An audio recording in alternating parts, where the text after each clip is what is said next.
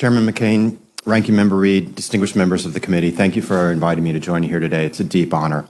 I'm a defense analyst who has written nonfiction books on various emerging topics of importance to this series, from private military contractors to drones and robotics to cybersecurity, to my new book, Ghost Fleet, a novel of the next world war, which combines nonfiction style research with the fictionalized scenario of a 21st century great power conflict to explore the future of war. This choice of scenario is deliberate, as while terrorism and Middle East insurgencies are not going away, we face a return to the most serious kind of national security concern that shaped the geopolitics of the last century: great power competition, which could spill into actual conflict, either by accident or choice. In turn, the scale of such a challenge demonstrates the stakes at hand, which hopefully we won't have to wait for to drive change. In my written submission, I cover 5 key areas that distinguish the future of war, most especially in a great power context, and needed actions we need to take, from recognizing the challenges of new domains of conflict in space and cyberspace, to dealing with our pattern of buying what I call the Pontiac Aztecs of war, defense programs that are overpromised, over-engineered, and end up overpriced. But in my remarks today, I would like to focus on one important issue: the new technology race at hand. Since 1945, U.S. defense planning is focused on having a qualitative edge to overmatch our adversaries, planning to be a generation ahead in technology and capability. This assumption has become baked into everything, from our overall defense strategy all the way down to small unit tactics. Yet U.S. forces can't count on that overmatch in the future. Mass campaigns of state-linked intellectual property theft has meant we are paying much of the research and development costs for our adversaries. These challengers are also growing their own cutting-edge technology. China, for example, just overtook the EU in national R&D spending and is on pace to match the US in 5 years, with new projects ranging from the world's fastest supercomputers to 3 different long-range drone strike programs. And finally, off-the-shelf technologies can be bought to rival even the most advanced tools in the US arsenal. This is crucial, as not just are many of our most long-trusted dominant platforms, from warships to warplanes, vulnerable to new classes of weapons, now in more conflict actors' hands, but an array of potentially game-changing weapons lie just ahead in 6 key areas. A new generation of unmanned systems, both more diverse in size, shape, and form, but also more autonomous and more capable, meaning they can take on more roles, from ISR to strike, flying off of anything from aircraft carriers to soldiers' hands.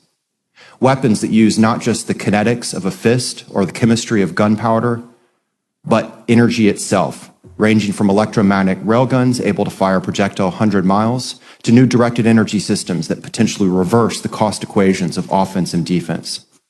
Artificial intelligence, ubiquitous sensors, big data, and battle management systems that will redefine the observe, orient, decide, and act, the OODA loop. Hypersonics, high-speed rockets and missiles. 3D printing, technologies that threaten to do to the current defense marketplace what the iPod did to the music industry. And human performance modification technologies that will reshape what is possible and maybe even what is proper in war. The challenge, though, is the comparison that can be drawn between what is now or soon to be possible versus what are we actually buying today or planning to buy tomorrow. Our weapons modernization programs are too often not that modern. For example, if you start at the point of their conception, most of our top 10 programs of record are all old enough to vote for you, with several of them actually older than me. We too often commit to mass buys before a system is truly tested, locking in on a single major programs that are too big to fail and actually aren't all that new. And this dynamic shapes not just what we buy, but extends their development time and ultimately our expectations of how much of it we will buy decades into the future, limiting our present and future flexibility. To abuse a metaphor, the growing per unit cost of the cart is driving where we steer the horse. At the heart of this is that while disruption is the new buzzword in defense thinking today, part of the Pentagon's new outreach to Silicon Valley, we struggle with the dual meaning of the concept. We claim to aspire for the new, but to be disrupted, the outdated must be discarded. The roadblocks to disruption play at multiple levels, from specific weapons programs to organizational structures to personnel systems and operating concepts. For instance, there is a long record of the government funding exciting new projects that then wither away in that space between lab and program of record because they can't supplant whatever old gear or program, factory, or internal tribe that is in the way. Indeed, there is even a term for it, the Valley of Death. The same goes for all the new and important ideas and proposals you have heard in these hearings over the last several weeks. To be adopted, though, something will have to be supplanted.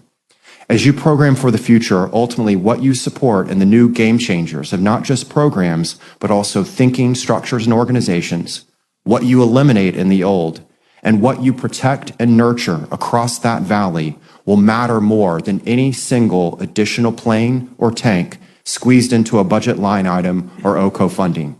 It may even be the difference between the win or loss of a major war tomorrow. I'd like to close by offering two quotes that can serve hopefully as guideposts, one looking back and one forward. The first is from the last interwar period, where Churchill may have said it best, quote, "Want of foresight, unwillingness to act when action would be simple and effective, lack of clear thinking, confusion of counsel until the emergency comes, until self-preservation strikes its jarring gong. These are the features which constitute the endless repetition of history." The second is from a professor at China's National Defense University arguing in a regime newspaper how his own nation should contemplate the future of war. Quote, "We must bear a third world war in mind when developing military forces." End quote. We need to be mindful of both the lessons of the past, but acknowledge the trends in motion and the real risks that loom in the future. That way we can take the needed steps to maintain deterrence and avoid miscalculation, and in so doing, keep the next world war where it belongs, in the realm of fiction. Thank you.